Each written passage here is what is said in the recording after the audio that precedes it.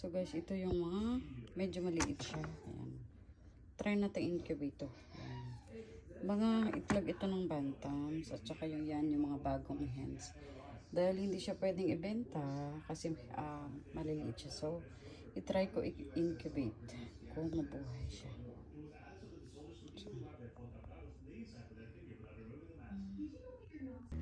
So, ito yung ating first incubate this month.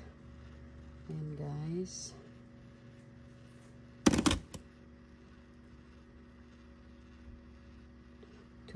Na bantams and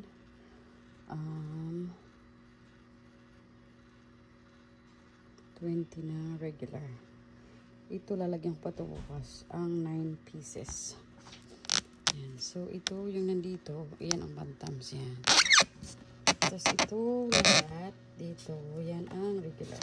So bukas ulit lalagyan ko ulit ito siya.